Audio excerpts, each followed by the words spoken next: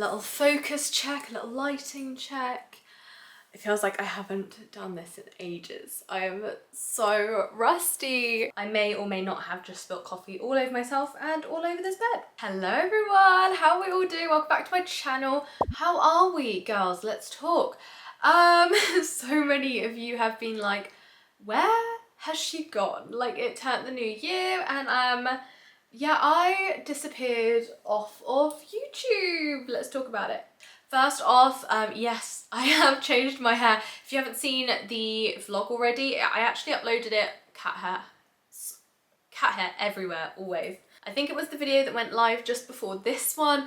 I actually filmed that. I had the hair transformation over New Year's and yeah, I didn't upload it. I just, you know what, things in my personal life just got too much, too intense, and I needed to just take a step back from YouTube to kind of sort out what I was actually going through in my personal life, which I'll get into.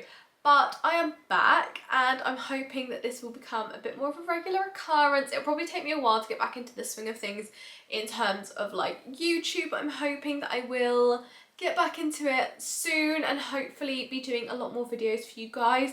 It has taken a while for me to get back into the mindset of filming and to physically be able to film, which I'll get into in a moment. So at the beginning of the new year, I unfortunately had some bad news regarding my teeth. One of my wisdom teeth was impacted and the NHS were very much like, it's fine, it doesn't need taking out, it will be totally fine, nothing has happened with that tooth, you're gonna be fine. And essentially the NHS for years has been saying, you don't need it removed, there's nothing wrong with it, to have it removed is unnecessary, even though I was really pushing, like, please take it out, and they just wouldn't. Yeah, essentially that wisdom tooth was impacted, kind of like, if your normal teeth are like this, it was impacted like this, and then just over time, it like moved, it kind of like fell and fell completely flat, and it hit the tooth it's next to. And the roots of that tooth. Forgot to mention, trigger warning, like dentist, teeth, etc, etc. If you don't like it, skip forward because you're not going to like what I'm talking about, but it's just my personal experience. I actually have health anxiety myself, and to go through all of this was terrifying. I am really scared of dentists, and it was a lot. Anyway, the wisdom tooth hit my other tooth and caused a whole load of problems. So I ended up going to a private dentist because my NHS dentist was just really awful about it, to be honest. They kept, you know, brushing it off like nothing is wrong, you're totally fine. So I went to this private dentist and they were like, they did I can't even articulate. They did an x-ray on my mouth, and then they did a smaller x-ray here, and they did like a physical check, and they were in absolute both shock and horror that this tooth was in my mouth. They were like, what do you mean the NHS wouldn't remove it? It's like flat, it's like fully impacted, it's like this. And I was like, right, is that a cause for concern? They were like, this should have been out years ago, because like obviously you every year or so you get an x-ray at the dentist, even if you're in the NHS. They should have seen that as soon as I was an adult and I was having these x-rays and been like, take that out, take it out. And these private dentists, there were like 3 of them in the room, they were all looking at the x-ray like, that's still in your mouth. They did not take that out. Why is it in your mouth? And I was just there like, I don't know, they said I didn't need to. And it was a whole fiasco, it was a whole thing. So in the end, we figured out that I've got problems now with the tooth next to the wisdom tooth. The wisdom tooth had to be removed. And then they looked at another wisdom tooth, which I had up here, that was also impacted. It wasn't coming in like horizontally, but it was kind of sticking out of my jaw like this. So if normal teeth are like this, it was kind of coming out like this. And again, the NHS were like, you don't need to have anything done to it, it's totally fine, it's not causing you any problems. And they were looking at it going, that's gonna get infected, like you physically can't clean that because the angle it's at. No toothbrush, because it was so close to like where your what's called your cheekbone is, like here, it was like pointing out toward my cheekbone, where my cheekbone is, sorry, and essentially I couldn't get any kind of toothbrush up there. Even the little thin ones you can get, it was a whole struggle, and they were like, this is just gonna cause you like an infection, decay, like they were just again in shock. They're like, why hasn't this been dealt with? And I was just there like, I don't know what to tell you, because I've been asking this for years and they wouldn't touch my teeth. So essentially they kind of sat down with me and they said, look, like the NHS dentistry it's a good service, but unfortunately it's more of like a reactive service than it is a prevention one. So essentially they just fix problems when they occur. They don't help you to prevent those problems occurring. So when they were looking at these teeth, they were going, well, currently in the present, there's no problems with it.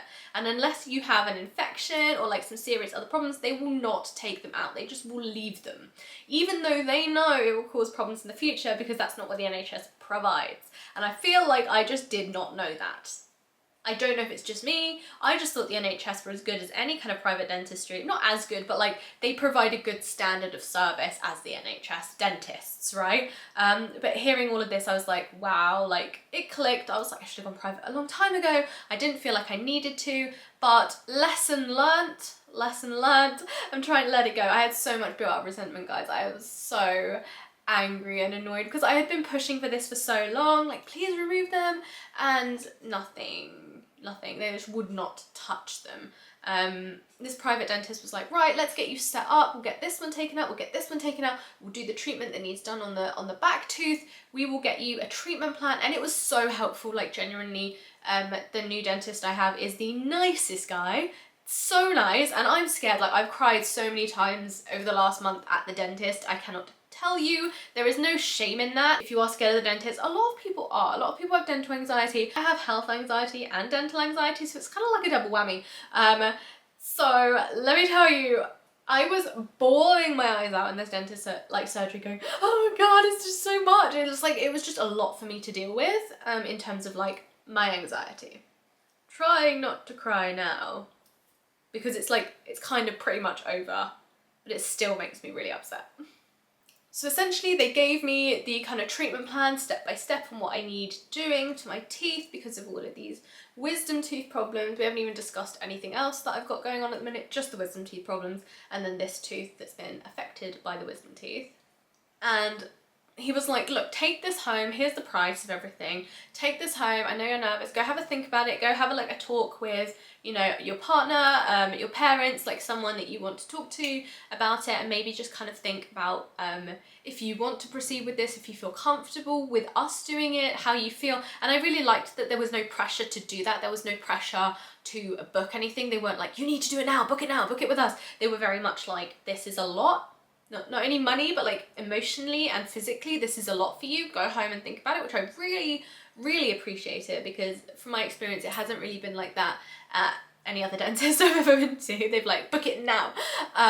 So it was really nice to go home, have a cry, speak to Alex, cry again, cry a lot, and then finally call up and be like, right, okay, I want to come in for like a second consultation, which was again free, so that was really good. So I could then come in, talk about booking it. They taught me through the procedures, what to expect, just like really like a lot of things that would help me feel a little bit more comfortable with what was going on.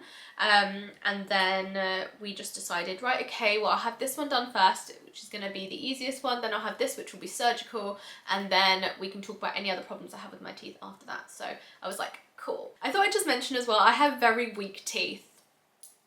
Just saying, I do. So like, if you do have a wisdom tooth that's impacted, you might not be in the same position as me. After my experience, I would highly recommend pushing to have it removed by your dentist, whether it's like private or NHS. And if not, I would suggest going private if you can, to get impacted teeth removed, because from my experience, it's just caused so many problems in my later life. I'm now 26, by the way. 26, oh my god.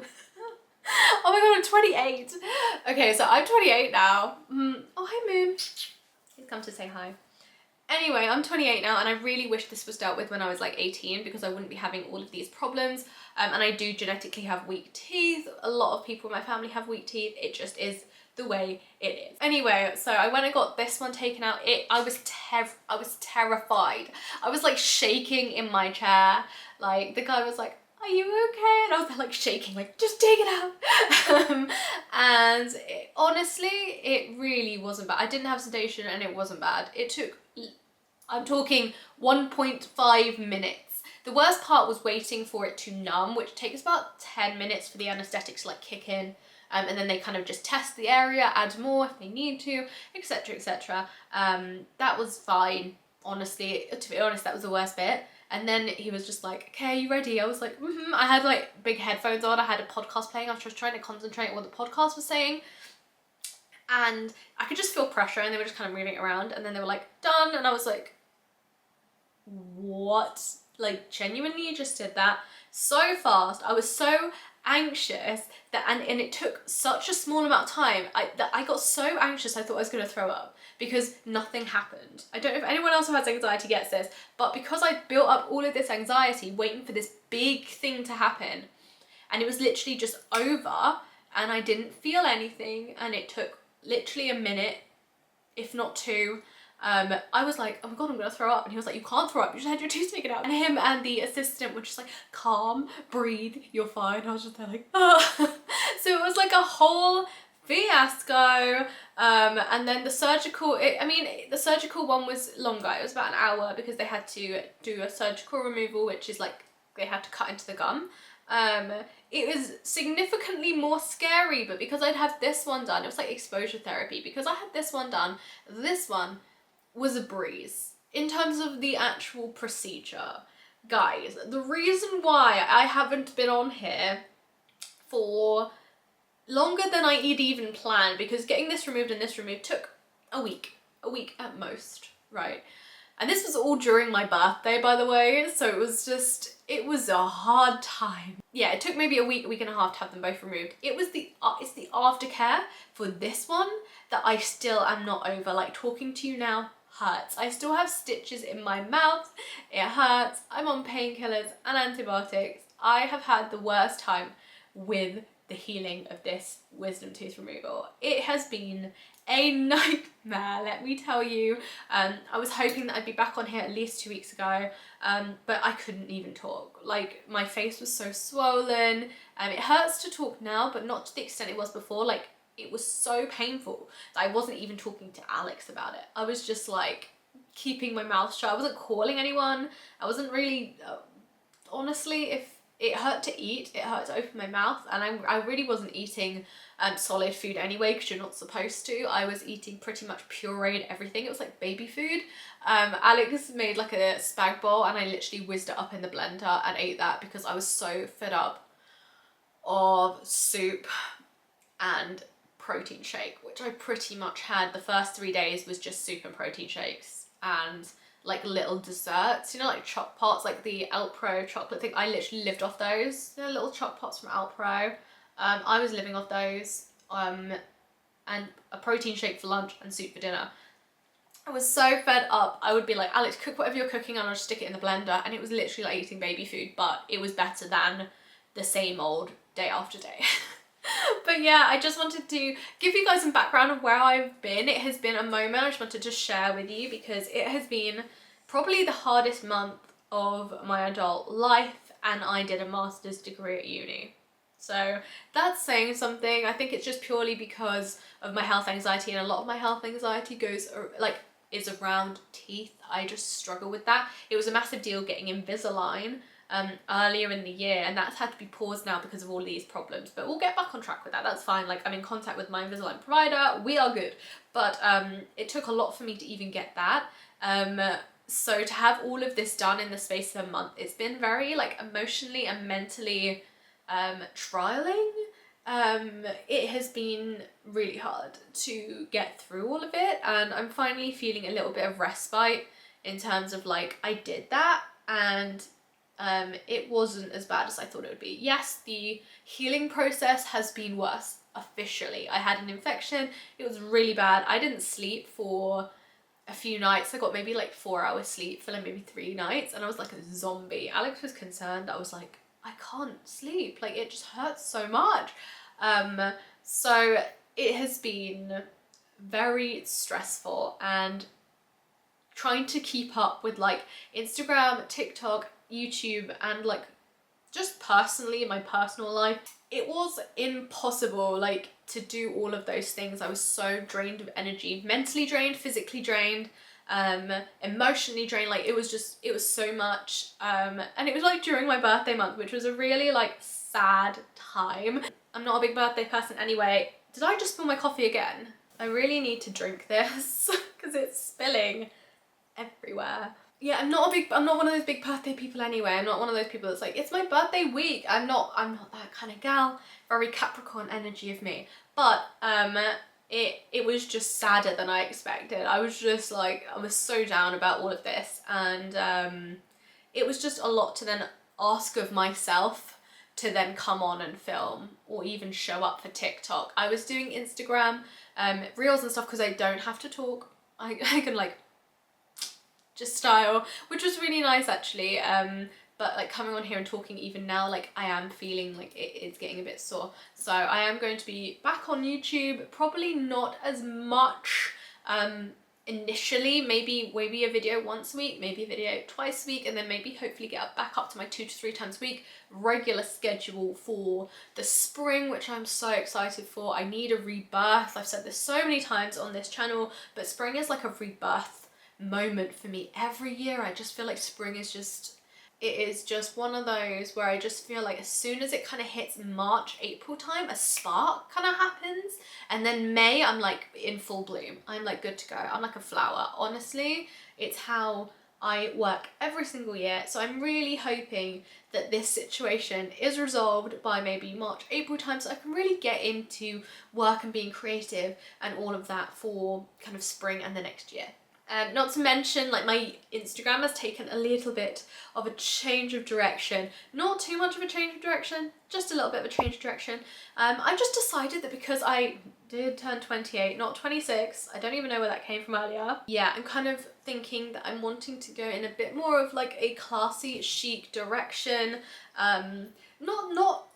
Not that I don't want to style fun pieces or like colour or anything like that. I just want to be buying clothes that I know are gonna last. I just have gotten to this age now where I'm like, I see fast fashion, I see all of these things, and yes, fast fashion is part of my job, but I also want to make sure these pieces that I'm buying are investments. They make me feel good, they make me feel cute. Even if it's a trend piece, am I still gonna love that? I love 90s style, whether it's in trend or not. I know Y2K is big right now, we've kind of passed the 90s moment, but I'm a 90s baby, and I do have a big affinity with that kind of 90s style, check skirts, that kind of really kind of cutesy high school kind of thing. I still really love that. I just want to elevate it to something that I will wear possibly in the future, maybe with black trousers. Do you know what I mean? So I just want to elevate all my looks, make sure I'm going to get good wear out of each piece that I have in my closet. And I also want to have fun with fashion in a way that's not just what I think I should be wearing. I did say this on my stories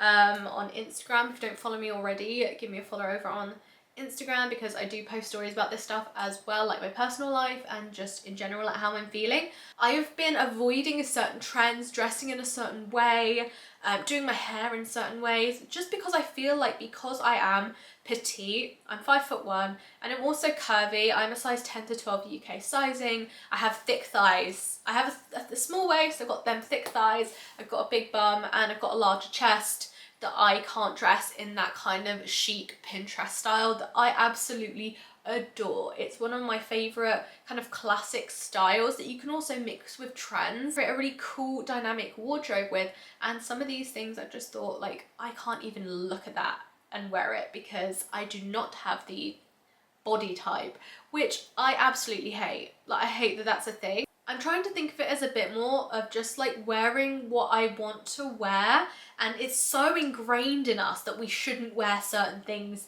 because of our sizes, that it just makes you self-conscious without even realizing. Like, I have preached for a long time, wear what you want, but even some things I look at and go, there is no way. Like, I love it, but there is no way. I'd look horrible in that. And that's purely just because I don't have that slim, toned abs, long legs vibe that you see all over Instagram. Bella Hadid, Kendall Jenner, Hailey Bieber, like that sort of like look and aesthetic that build the figure. And I just feel like maybe it could be something that I could help inspire other girls to do as well. to look at these style icons and still think, I could wear those. I could wear this outfit. I could be that girl.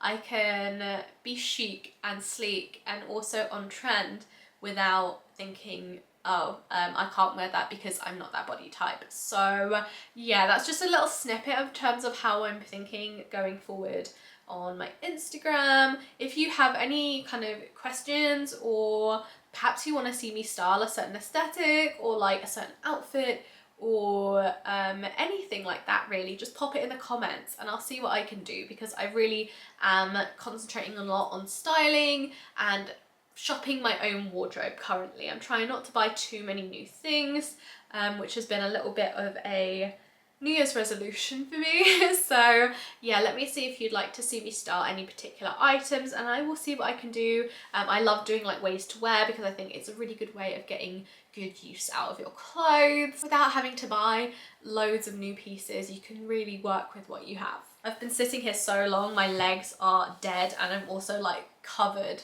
in coffee. I feel like such a slob. Welcome back to my YouTube, girlies.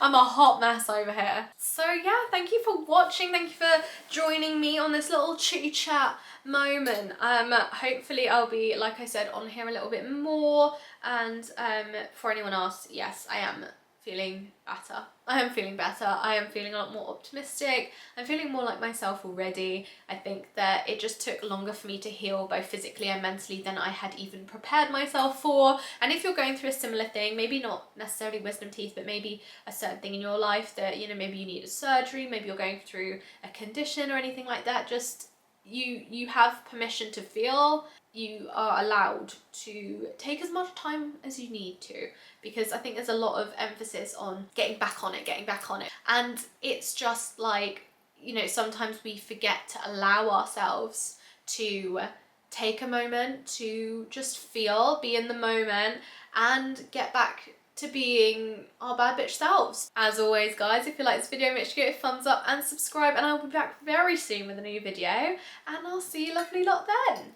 Bye!